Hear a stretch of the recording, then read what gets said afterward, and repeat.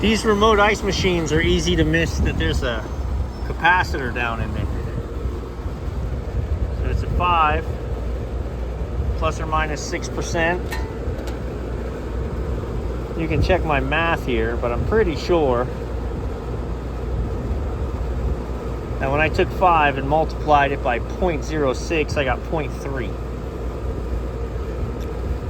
So that means I'm allowed to be 0.3 short. So 4.7 would be okay, 4.6 would be a problem. So 10% of 5 would be 0.5, and I'm greater than that. So yeah, is this still working? Yep.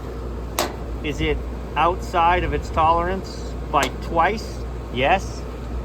It's cheap, we replace it. What's not cheap is them going, we're out of ice in the dining room, and then having to drive out here for a service call.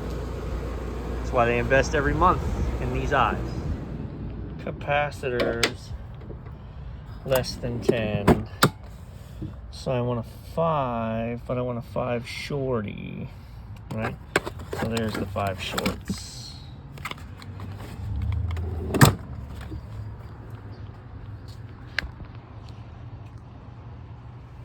I added that box and I added that box. I'm in kind of an arms race with my mentor. My mentor and I both got our vans at about the same time. And it hasn't been a competition, more of a compilation. He sees something I do and goes, oh, that's a great idea. And he puts it in his van, and then I do the same. And I did this. He had a few, and then he realized just how efficient this is for space. And he started putting these in.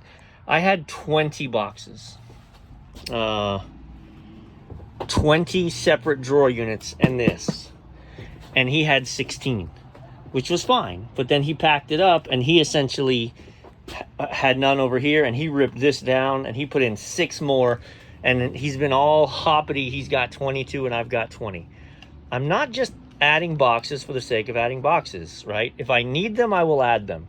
But as I'm really moving stuff over, it turned out that I could use more boxes. I can promise you this, I'm done. Because his is ridiculous, and it's all the way to the ceiling. We're gonna get a video together one day. I mean, they are to the ceiling. Mine I can't because my walls go up, but his are straight.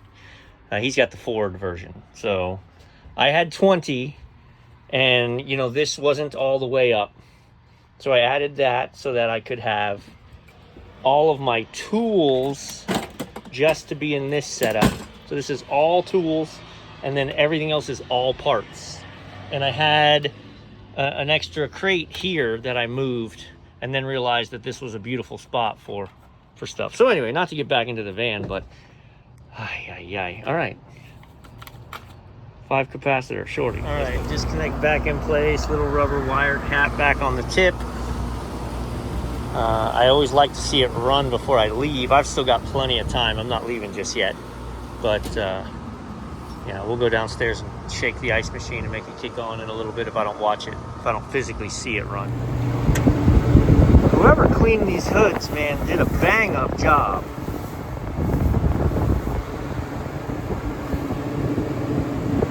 These were cleaned on Christmas Day. I remember because the police showed up.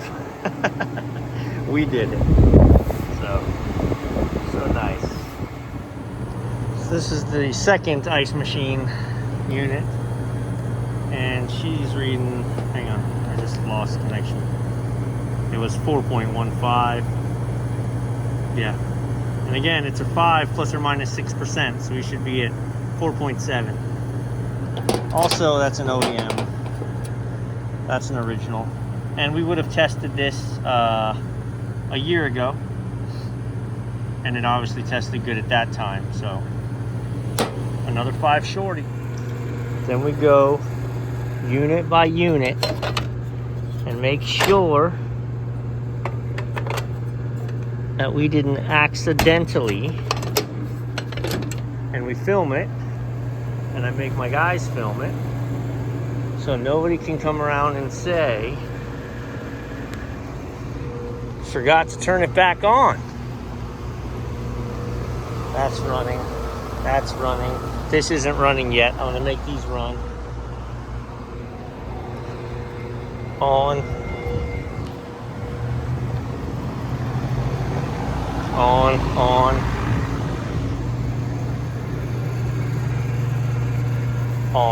I've got the grate off of this still, because I was letting it get to the heat of the day and warm up to see if it was still flashing a little bit, and it is.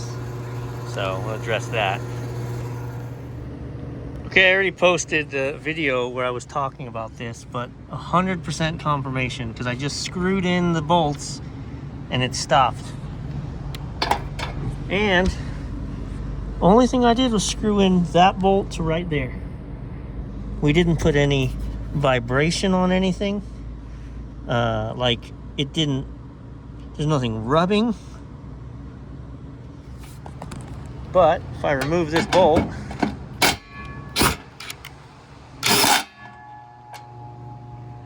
you hear it start? Motor's coming and going, man. See, it started and then it stopped, and it started and then it stopped. That motor's no bueno. Replace that motor.